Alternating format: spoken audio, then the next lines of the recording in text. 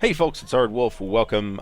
Just because I'm in the mood to do it, I'm going to talk for a little while, maybe 20, 30 minutes, about war games, about wargaming in Normandy in 1944, early 45 maybe, in particular, and about the game that I have the Vassal module pulled up for, which is Decision Games Atlantic Wall. So I've been looking at two games prospectively to pick up, one of which is GMT's The Battle for Normandy, which covers the Normandy invasion through, I believe, August 11th, something like that. There is an expansion for that does have scenarios that take place later in August, including a Falaise Pocket scenario, but it does not extend the campaign game. So what I'm kind of looking for is a game that covers the Normandy campaign at a relatively fine granularity, but covers it through about mid-August, through about that point in the campaign, the collapse of the Falaise Pocket. These two games do that. They are both huge. Atlantic Wall is bigger in terms, I believe, of square footage of map space, and definitely in number of counters. It's got about twice as many counters as the Battle for Normandy.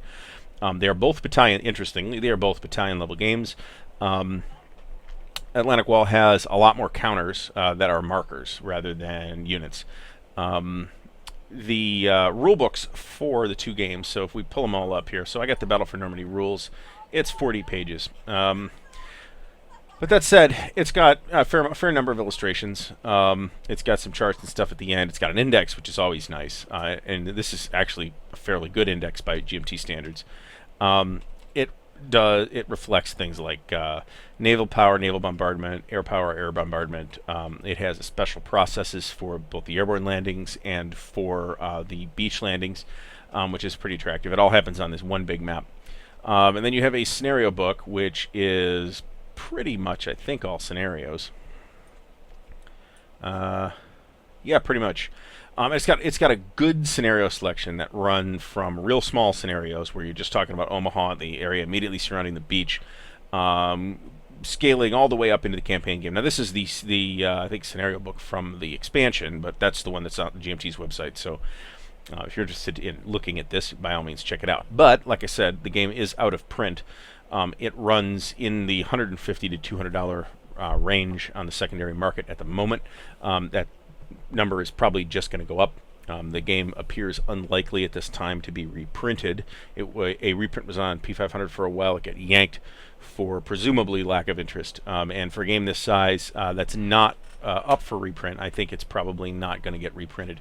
And the designer is Dan Holt, who is active duty military, so he's he's busy. So, but it looks like a nice game. Everybody I've talked to about it agrees that it's quite a good game.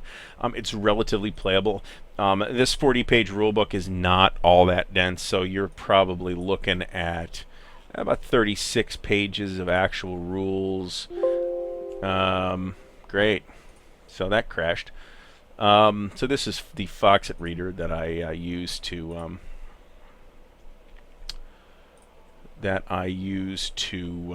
read PDFs with, because I can't stand Adobe, anything really that Adobe does. So we've seen taking a quick look there at the Battle for Normandy. So let's take a look at the Atlantic Wall rules. Now this is the most recent version of the Gauss system rulebook, the series rulebook. Okay, and it's got a bunch of change, 2 pages of change notes, a 4-page table of contents, and a whole pile of charts at the back. So lengthwise, though, it's not that dissimilar from the Battle for Normandy. So I'd say it's roughly 60 pages. So it's a good-sized rulebook, but this game is substantially more complicated than, and the Gauss system in general is substantially more complicated than the Battle for Normandy. Now, whether you feel that complexity adds simulation value or not, you will have to make that decision for yourself. We're just kind of going to poke around at it today and take a look at it. So the Gauss system is the Grand Operational Simulation Series, and right now it's got 3 games in it: Atlantic Wall, Wacht am Rhein, and Hurtgen Hell's Forest. Two of those share names with old SPI titles, but in both cases, they are not especially similar to the old SPI titles, except in terms of scope and coverage. Rules-wise, they're completely different. This Atlantic Well in particular is far larger than the SPI Atlantic Well, which was about a 2,000 counter game. The attractive point here is that it covers the campaign through August 22nd. Which is later than any game of this scale does that I have seen. So if you know of such a game, please by all means point it out. I actually started a Normandy Wargames at the operational level geek list on Board Game Geek, so go check that out if you like. There's only like 7 games on it at this point because I'm being kind of narrow about what criteria I'm using, because this is kind of where my interest level is at with this campaign. So this is a complicated game. I think by any potential wargamer standard, I think this is a complicated game. Like I said, way more complicated than the Battle for Normandy, and it's not necessarily obvious just by looking at the page counts on the rule books. The print's finer here. There are relatively few illustrations, and the text is real dense, real small, real dense. So this is, by the way, the newest version of the Gauss rulebook, which was released in September of 2016. And I can't really speak to the old version of the Gauss rulebook, which I did look at, but did not study in any capacity. I mean, it was a mess. I looked it over with thinking, hey, this might be cool to learn, and very quickly got lost in it. I am finding, and maybe it's because of where I'm at as a wargamer on this particular subject, I'm finding this version of the rules to be less opaque. It's still real complicated. And I would say that, I mean, I do play ASL, so this is not that complicated, I guess, but you don't need to know but 20% of ASL rules to be able to actually play ASL, and that's not really the case here. And one of the things you notice with the, by the way, these don't come with bookmarks. I put these bookmarks in, which is something that Foxit Reader will actually let me do. So if you look at the scenarios, you get the introductory scenarios. Well, that's great. So you got two introductory scenarios, Operation Goodwood and the Battle for Cherbourg, right? But these are not small scenarios, okay? I spent, not owning the game, I spent an hour and a half setting up half of the Germans for the first scenario for Operation Goodwood. And, I mean, that's only half, so that's probably more than 2/3, but a little less than a half of the setup. The Allied setup is substantially freer than the German setup is. So Allied setup would probably take me half an hour right now. But part of that is the unfamiliarity with the Vassal module, too.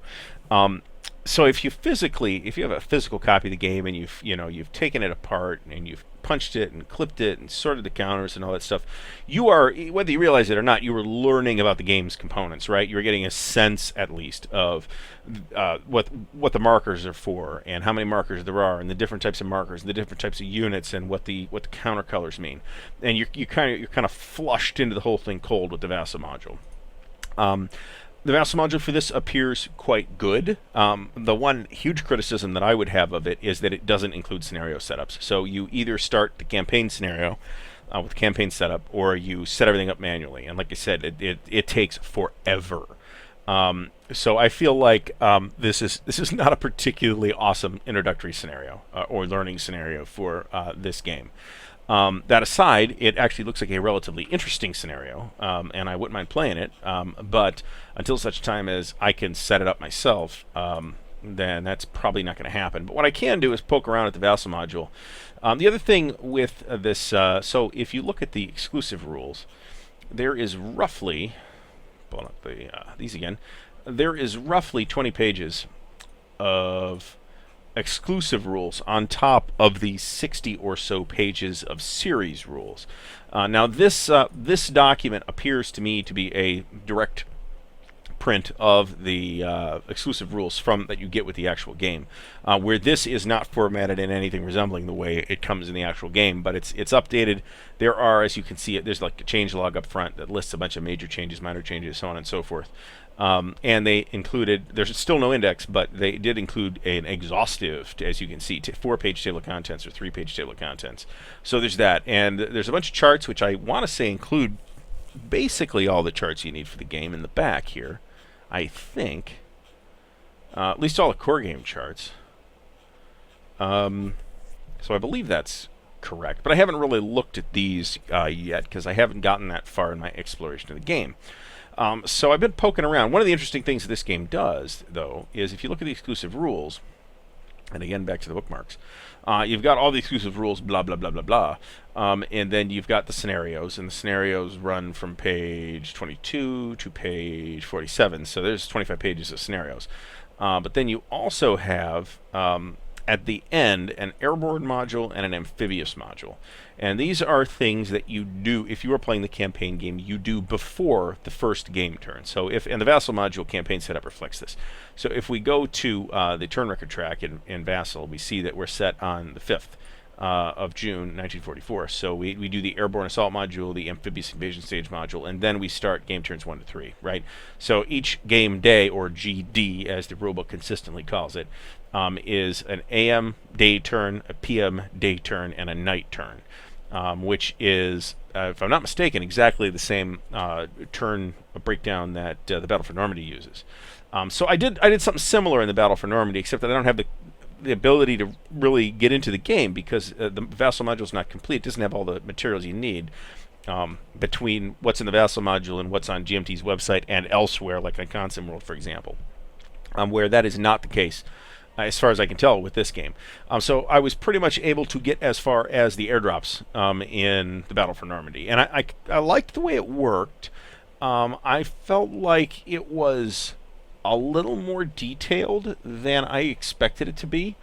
And I felt like the way that the airdrop scatter worked, I felt like it was maybe a little too much. When you're rolling 2 dice of scatter and you got guys way out, I'm not 100% sure that reflects the way units actually dropped.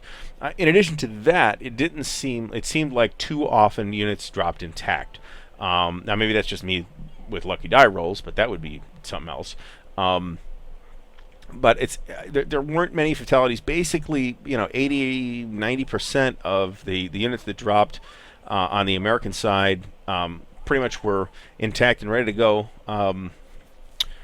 And that didn't quite ring true for me either. Not necessarily that those troops were eliminated, but that those troops were not necessarily combat effective right away. Goss actually works that in what seems, and I'm kind of partway through it, to be a little more effective, a little more reasonable interpretation of that, of what happened with the pre-D-Day airdrops. So I'm just kind of fooling around with the British airdrops here. And one advantage of this very complicated game and the way it's set up with Atlantic Wall in particular, I don't know that Vakht am Rhein or Herdkin Forest do this, is that you can start learning the game with the Airborne module, then move on to the Amphibious module. The Airborne module is kind of a mini game that you play. The German player doesn't really have anything to do, but maybe decide direction of which direction his units retreat in. Everything else can basically be handled as a completely solitaire exercise. But if you start playing the campaign game, you will first execute the Airborne module and do its stuff, and you only do that once. And then you will execute the Amphibious module each game turn until the beaches are cleared. And then you can clear a beach and then not have to deal with the Amphibious module sequence for that beach anymore, and then have units operating on the main map. And I'll poke at that in a minute. But first I'm going to talk about the Airborne module. So, looking at these Airborne drop rules, they're quite complex. They are probably the most complex Airborne drop rules I've ever seen. Not that I'm a big expert on this or anything, and I've never played. I mean, the last game I played that was like centered on Airborne drops was Paratroop in 1979 or so. That appeared in S&T, and that was my first Wargame, and I'm not sure I've played a game that focused exclusively on Airborne and Airborne landings since then. So this seems quite complicated to me. But that said, it does not. It seems approachable. It's there's a lot here, but just for my initial pissing around with the British, I'm getting what appear to be fairly cool results. So, for example, when you land on an enemy unit in the Battle for Normandy, your airborne unit is just eliminated. And despite that, I still landed with what felt like an overwhelming percentage of combat-ready troops after all that happened, because there's not that much German stuff up there to land on. Whereas in here, you actually fight out a combat. So the unit, the German unit, for example, we had this unit drop here, right on top of this German engineering company. So the engineering company has to make a proficiency check to see if they shit their pants and retreat. And they didn't. They held, and in that scenario, then the airborne unit has to attack it. And we rolled to determine exactly what happens. And the airborne unit is actually hidden this entire time. We don't know whether this is an actual unit of airborne troops or if they are literal dummies dropped from a plane, which happened, which the Allies actually did. So probably the number of dummies is not going to be that high, but you don't really know. So we've got 5, I think, total paratroop units here, and I can tell you, because you'll know, 2 of these are dummies. And like I said, the German player in this airborne module doesn't really have a lot to do other than to maybe decide what direction his troops retreat in. So this seems very amenable to being done solitaire, and seems pretty amenable to being done with a play-by-email type of arrangement, because you can pretty much get this whole thing done, which it seems like it's going to take like a couple hours at least just to do these airdrops. I feel like it would take me, now that I'm starting to get a handle on it, would take me about 45 minutes to finish the British, and then maybe an hour and a half to do the U.S. or something like that. So we're talking about 2 to 2.5 hours of total time to just do the airdrops. So once the airdrop sequence is done, okay, and the airdrops have their own specific 12-point sequence. So basically, you do the drops, you determine the scatters, you do glider landings, then you can do combat and movement, and the Germans can respond to that a little bit.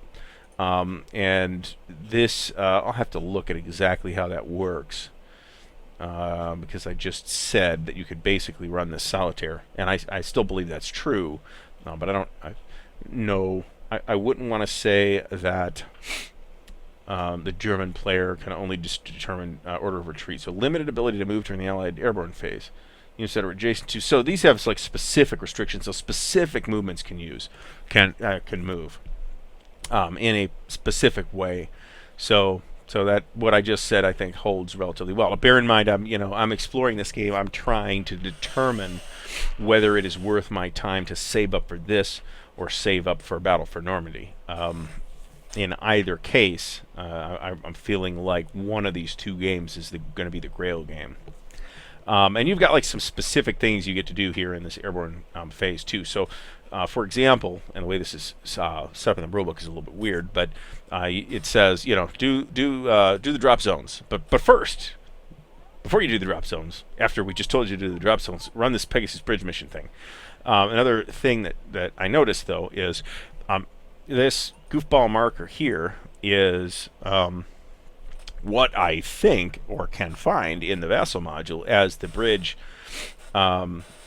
captured marker. So I don't know if I really need one. I do have a unit there. So there's actually, if you look at this, there's actually 2 bridges in this hex. There's the bridge on the Orne River and the bridge on the Orne Canal. And I did capture both of them with this glider unit. Now this glider unit's not that good. Its proficiency is quite high. And that is real important, but it does not have much in the way of combat factors. So it's going to be vulnerable to counterattack.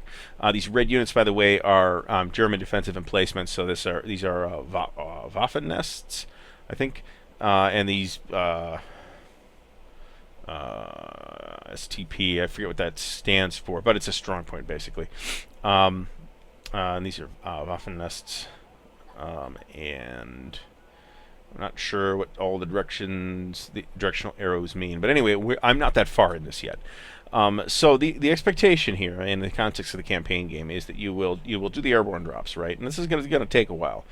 So my 2.5 hour assessment is just the drops, not the combat movement, reaction, combat movement, all that other stuff. And then at the end, after step 12, then you move on to the amphibious landing module. Now this is interesting, and I believe it is not accurate to call it a mini game built into Atlantic Wall. It's pretty much a whole game on its own. So you have 5 beach maps, okay, 1 for each beach. So here's Utah, for example, here's Omaha, and then you have a landing sequence, and you have about 56 to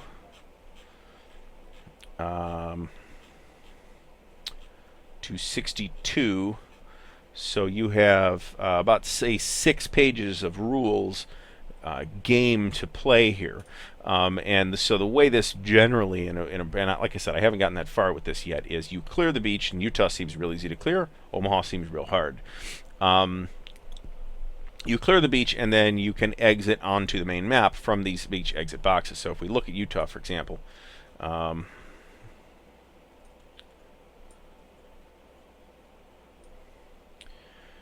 these 4 hexes are the exit boxes. So a unit that is exiting the Utah beach map from, where the hell did it go? From here will go to A6531, so it will enter the main map here. And then you will take these units that from the landings, which are primarily companies, and you will combine them in, for the most part, combine them into battalions on an X steps equals Y battalions type of basis.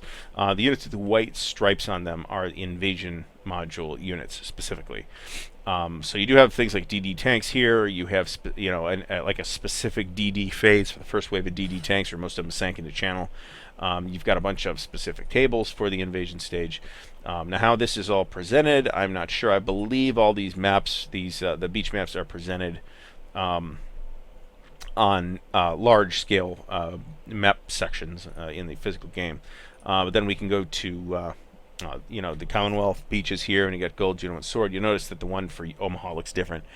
So we have all the, and it's pretty well put together Vassal module, with the one caveat that I sure wish there were scenario setups in it as well. You got a lot of information in this thing that you're tracking. So like I said, quite complicated, but this game does have its fans. It's certainly not as popular as, say, OCS, but there is no OCS title on this particular campaign. And I'm not 100% certain that I think OCS would be a particularly good fit for it, although I'm sure it could be made to work. You've also got some weird map oddities, like this little X-set map that includes the city of Alencon, I guess. And you've got this little jig-jag off of the east map edge as well. But this is a very full game. It's really marker heavy. If you look at the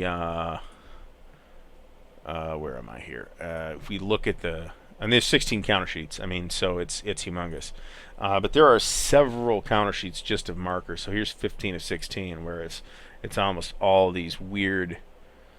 This is the back. Ammo depleted markers and these maneuver reserves and all this kind of stuff.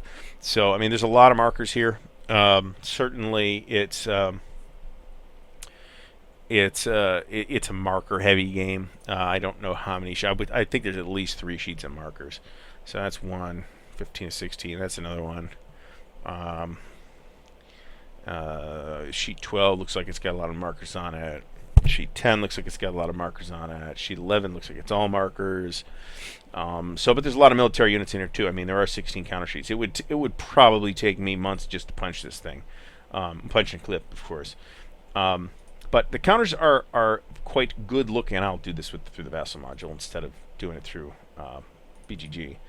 I think this isn't necessarily my personal preference as to how to graphically depict the counters.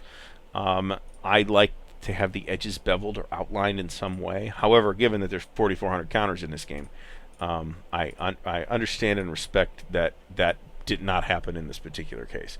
So, bearing that in mind, the maker of the module, whose name I can't recall at the moment, does appear to have done a really good job. Now, a caveat on the module. This module, as far as I know, is not on the vassalengine.org website. You have to download it from Decision Games. It is free. You don't have to pay for it, but it is basically the module is basically an item in their store, and you have to check out through their store. You don't actually have to register to do that. I'm happy to report. I don't actually plan to buy anything directly from Decision Games off their website anytime soon. I did buy a couple things from them at Origins. Check that video out if you want. So I guess to close, the whole Normandy campaign in general has kind of become one of my chiefest areas of interest in wargaming. Certainly not the only one, not even the only one in World War II, but it is a campaign that I'd like to explore in this kind of, at least this scale. Now, this is slightly bigger scale-wise than the Battle for Normandy, but it is substantially more detailed in a lot of ways. It includes, but the Battle for Normandy does have some company. Let's look at that Vassal module as well. The Battle for Normandy does have some company level units, but this has a lot more. You can basically break absolutely everything down, which you cannot do in the Battle for Normandy. You can break a lot of stuff down, but not everything. So we open that up. I don't know if my computer's going to take a dump opening these two huge Vassal modules. There is, incidentally, this is version 2.0 of the Vassal module for Atlantic Wall, and there is a version 2.5 on the way. I don't know when exactly, but there is a discussion of that even as recently as today on the Concept World folder for Atlantic Wall. I guess I might as well mention, I'm not being a super active poster at it, but I am paying a little more attention to Concept World because there's just frankly some discussion taking place on Concept World that I would like to be able to participate in, or at least keep an eye on, and that isn't happening on BGG. I like BGG as a site better, as a website, but not necessarily reflective of the community, because the percentage of people into the kind of games that I'm into on Concept World is way higher, but it uses a like 1998 level of web design that I can't stand because it's shitty. So so here's the Battle for Normandy. This is quite a good looking game too, and the Vassal module does reflect reasonably closely that it is a good looking game. That is not true of all Vassal modules. Some map styles in particular don't seem to translate well to Vassal modules. So here's Omaha Beach. Okay, so there's no separate map or anything like that. You just land right off of here out of the main map. There is a special landing procedure that you will do as you fight your way off the beach, and the beach in particular is like not to scale, so you would actually, you know, at this scale you'd actually be fighting in the beach axes themselves, you know, with both German and Allied units. Incidentally, the German defenses on the beaches are not set up for you because you actually pull them randomly from here. So if we take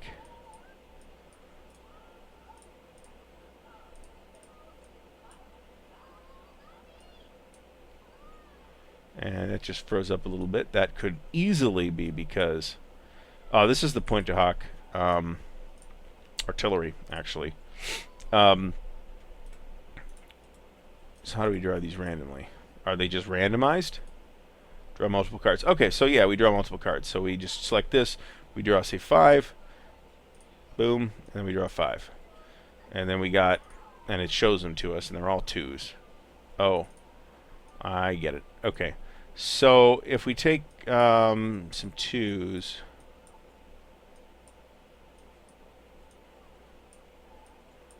and then I think we'll be able to get a random draw from here.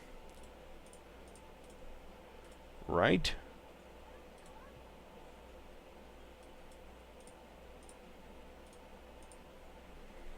So you're supposed to draw these randomly.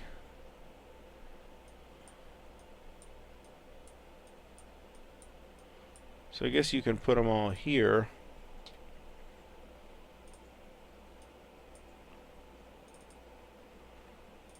And it appears to have sort of randomized that, I guess.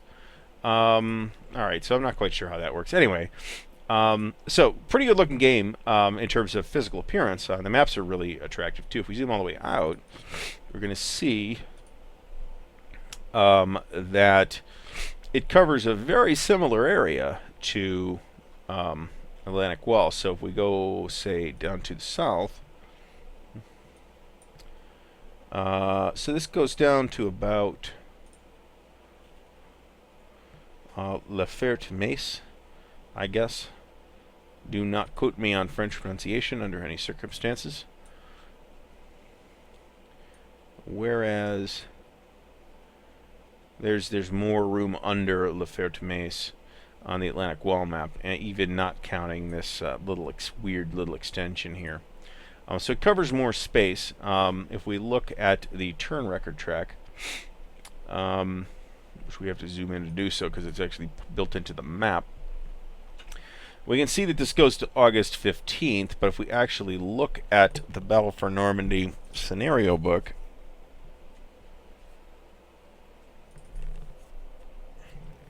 then we're going to see that the campaign game... Do we have bookmarks in this thing? Nope, of course not. That's the... Well, this actually runs to August 21st, but if we go to the campaign game, which is up here somewhere...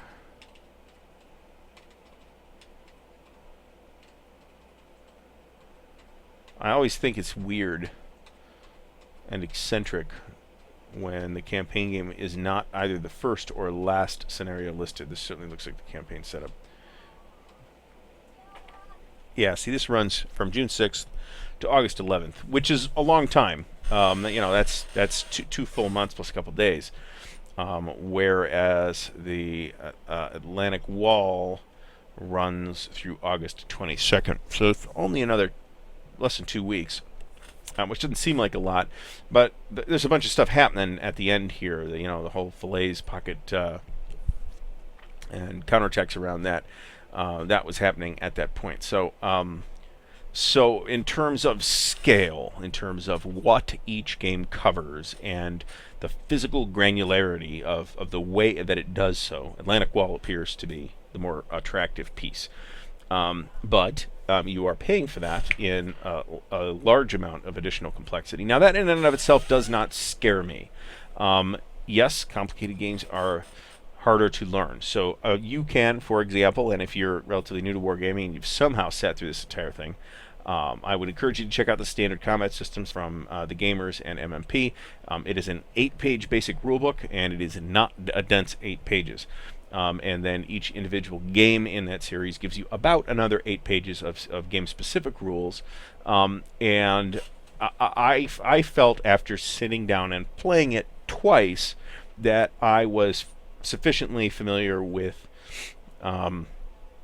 standard combat series to pretty much play it. You know, not necessarily as an expert or as a really skilled player, but as like somebody who has to look some rules up from time to time, but is basically comfortable with them. This Atlantic Wall and the Gauss system is not that kind of game. It's going to take a substantial amount of effort to learn this system. But like I said, that doesn't scare me. So the one other thing that I'm going to mention before I finally sign off and stop talking is this module. Let me close this here. And I'm actually going to close Atlantic Wall too, because I have saved where I'm at. So we don't need to save it again. Is I'm going to poke at SCS Day of Days. Now, this is a game at the company level that covers the Normandy invasion. So if it opens, eventually... if you don't know, Vassal is written in Java, and therefore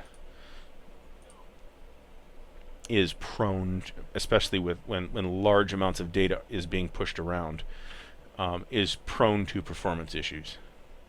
I don't know if the new version of Vassal that's being worked on, but it's been being worked on for quite a while now, is going to still be written in Vassal or not. So we take a look, we zoom all the way out here and take a look at this map. You notice that it's way shallower than the Atlantic Wall or Battle for Normandy maps. And this covers the campaign through June 18th or something like that. June 22nd. No, I'm sorry, June 15th, so I was about right. It's 22 turns, though. So, again, you have like an airborne landings process and a beach landings process that you follow. The airborne landings is kind of a standalone thing in this module, or in this entry in the SCS series, where the beach landings is a little more built into the way SCS normally does things. But you've got naval units that can do naval bombardment and stuff like that. And I've done the same thing with Day of Days that I'm doing now with Atlantic Wall, which is to kind of step through the initial phases of the game to kind of pick it up. And there's not much to know that I don't know already about the SCS basics. But there's a lot to like about this, but it doesn't quite cover as much as I wanted to cover. I mean, you have zoom in all the way back out. I mean, this doesn't cover the campaign in the Cotentin, for example. That's this peninsula that's so visible and prominent in maps of Normandy. This doesn't cover much of it outside the scope of Utah Beach, and only covers the first week and a half, I think. Zoom in again. So that said, from a rules perspective, this is a big game, and I think is it 5 maps or 4 maps? I'll be able to tell. Zooming out. I keep zooming in and out. So yeah, we got AM, PM, AM, PM. So we got 2 turns per day basically here, and then the first 2 turns kind of work in a special way because of the landings. Then you've got airdrops on these turns too. So I mean, from a rules perspective, this is a pretty easy game to learn. It can be a difficult game to manage because of its size, but there are scenarios as well. So I guess if we go back to my rules stuff and look at SCS Day of Days, and all this stuff's available online. We see a 52-page book in the series game-specific rules, but again, it's like 8 pages of actual stuff here. So there's basically nothing. I don't want to say nothing. There's about half page on the front page. And then at page 9, we get into scenarios. So the scenarios, though, are... Do we have a summary of the scenarios? I feel like the scenarios don't try very hard here. I think there's some interesting small-scale stuff that you could do at a scenario level with this game, and maybe in a scenario supplement that could have been done. But basically, you have the campaign game, and then you have additional campaign games that start at later dates. But you do have the beach scenarios too, at least some beach scenarios. So you get Utah. I want to say there's an Omaha. There's one that covers both the American beaches. There aren't individual scenarios that cover the British beaches for whatever reason. Something like Sword Beach or Juneau would actually, I think, make a quite good learning scenario. Maybe SCS is simple enough that it doesn't need a learning scenario. There's not that much to this in terms of rules. Super easy game to cutting the Cotentin, but you don't have the Cotentin on the map, so you're not really cutting it. You're cutting off a quarter of it that is reflected on this map. So that's not really a valid criticism of this game. This is the scope that the game is at, and that's fine. And it just doesn't quite do what I want it to do, which is not to say that I would never consider picking it up, and I would be happy to play it. But it's kind of not in the ballpark of the Normandy stuff that I am looking at the moment. And here's Carentan, of course. So, and I think the red outline means that it's a victory hex. So, the one thing I will say that is a criticism of this game, and this is going to possibly sound a bit shallow, the map is ugly. I think the map is quite ugly. Counters are pretty much standard SCS counters, which generally I don't find they're not the prettiest counters in the world, or the best designed counters in the world. But they're perfectly serviceable, and at least in this game, they're not ugly.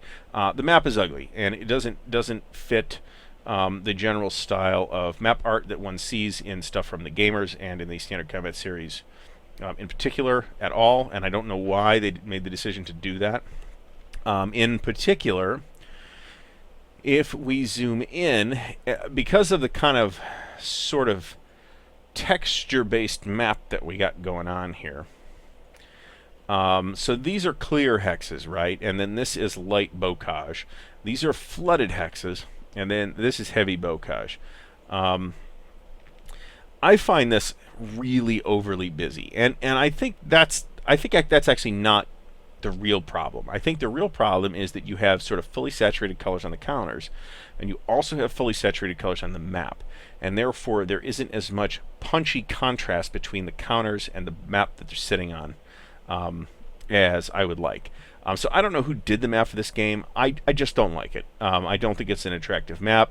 I don't think this sort of hideous outlining, I don't think that looks good either. Functionally, there's nothing wrong with this game at all.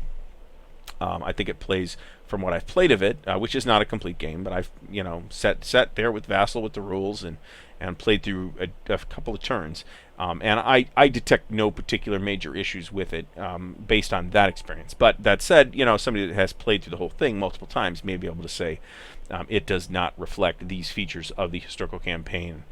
But I haven't heard that that's the case. So and that could just as readily be the case with either of the other games as well. So anyway, these are not. I guess one more thing I'll pull up is to look at the list of operational level Normandy games. So we have the Battle for Normandy. We have Normandy 44 from Mark Simonich. Terrific game, playable in about 12 hours by people who've played it before. Very great looking game. The Vassal module, also terrific, gorgeous Vassal module. Highly playable. I highly recommend it. It is very manageable game. I believe it's 2 counter sheets or something. It might be 2.5, something like that. Here we have this Atlantic Wall. Here we have the old Atlantic Wall, which is not all that closely related to the Decision Games Atlantic Wall. The map area is somewhat more constricted. I'm not sure that's the word I was looking for there, but it covers a slightly smaller map area, slightly, with about half as many counters, but also at the battalion level. You've got, of course, The Longest Day, the classic monster from Avalon Hill. This is something that I am not considering. It goes for too much money for what it is. It's ugly. I don't want to deal with Avalon Hill's crappy die cutting. It uses a whole. I could open up a whole ball of wax about the unit symbols it uses. Historically authentic, yes. Easy to use, no. We have Breakout Normandy, which is a classic, not really in the same ballpark as the other games, but it is at the right level and is operational level Normandy campaign. We have June 6th from GMT, which I just had it today, actually, and forgot about. It's a Richard Berg game. It's at roughly the same scale as Normandy 44. And in fact, physically at a glance, you could mistake it for Normandy 44. But it is not held in nearly as high a regard. So its rank is 5,409, where Normandy 44's is 1093. And the Decision Atlantic Wall is not that high either, but that might be a function of the fact that it costs $200 too. And then we have this oddity that I found, actually. This is Cobra, the Normandy campaign. It so happens that there is a Vassal module for this. So let's open it up and take a look. And I'm talking way longer than I anticipated. So if you're still with me, hey, I appreciate the viewership. At some point, I might decide to do this kind of thing as a live stream, but I don't really have the bandwidth to do that right now, so it's just going to be a video that you can either enjoy or not at your convenience. So this is a sort of half regiment, half division level game, and I'm not really sure why, because I haven't looked at it that closely yet, but the Vassal module appears to be complete, and the rules are available through the Decisions website. Be careful with them. You'll probably have to open them in Microsoft Word instead of WordPad, which I tried, and WordPad garbled it. I actually had to download a Windows 10 app to open Word files to get a usable format, and then, of course, I immediately exported to PDF. Up until relatively recently, a lot of Decisions online rules were in RTF format. I don't know why they chose that Neanderthal-like format to put their rules up in. They have ceased to do that, I am happy to report, but a bunch of the older stuff is still in RTF. Bad decision on Decision's part. But this game actually looks pretty interesting. This is not the original Cobra that SPI did, okay? This is the original Cobra that SPI did, plus a whole additional map and an extended campaign that basically covers the part of Normandy before Cobra, which includes the landings and stuff. So you can do the landings, for example, and this is where it sort of weirdly breaks down. So here's your Omaha Beach landing, right? So you got the 1st Infantry Division, the 29th Infantry Division, and then this... these are the Rangers. Okay, that's fine. But then the follow-up wave of the second is broken down into regiments. Why? I don't know. What is there a reason for that? Does that add some kind of value? Because if you look at the reinforcements, everything's pretty much coming off in divisions. So I'm not 100% sure why that's done. I haven't read the rules or even really glanced at the rules. Now I expect a lot of the German stuff to be at the regimental level, but that's fine. We'll start looking at. So here we have Second Armored Division in regiments. Now that again, that also kind of makes sense. But I mean, the Second Infantry Division is just infantry. Why did we break that into regiments again? So I'm not really sure that this fits on my list of higher than company level and lower than divisional level. This is also why the Greatest Day is not on that list, because it's a squarely company level game. And in fact, Day of Days is as well. Although Day of Days is a little more manageable, a lot easier to play. But this game actually looks interesting, and it goes for a decent chunk of change on the secondary market, but it's not an obscene amount of money. It goes for 50, 60 bucks, something like that. And it's got like 2 counter sheets, 2 maps, something like that. Might even be 1 counter sheet, actually. Not a lot of markers, as you can see, which is kind of nice to not have a lot of markers. One of the things I hope they improve in Vassal is this scaling business right here. We got 28 turns extending through August 26th, potentially. This last turn is like an optional turn. I'm not sure what the story is with that. But you got quite a nice area here. So you got the city of Alcanon and La Ferté-Metz is over here. So this covers a good area. It actually probably covers, I guess now that I'm talking about it, I might as well open up the Normandy 44 module too.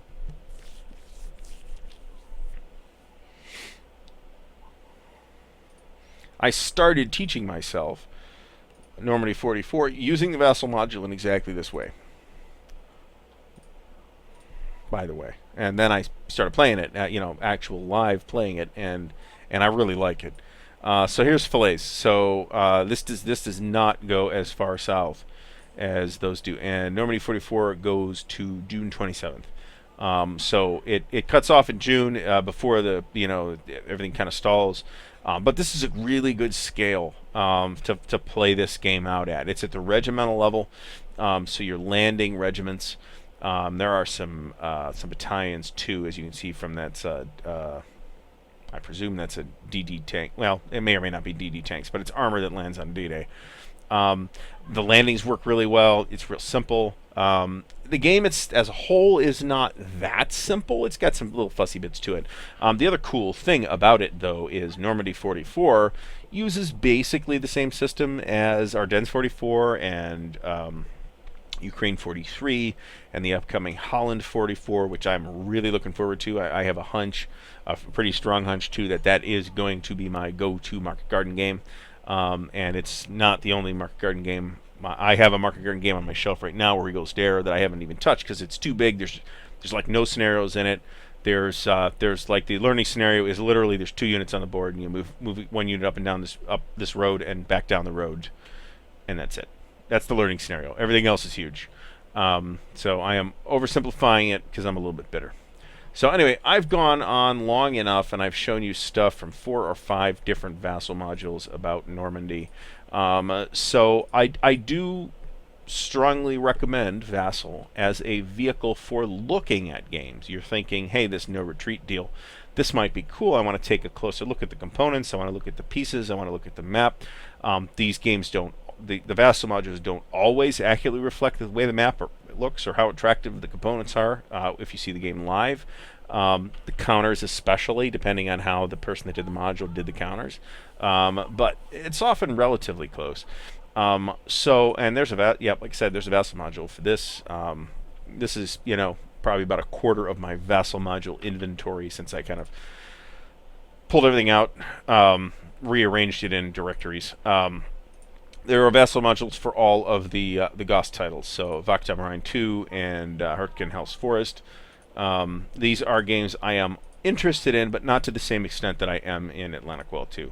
So Hurtgen Forest is Battle of Hurtgen Forest.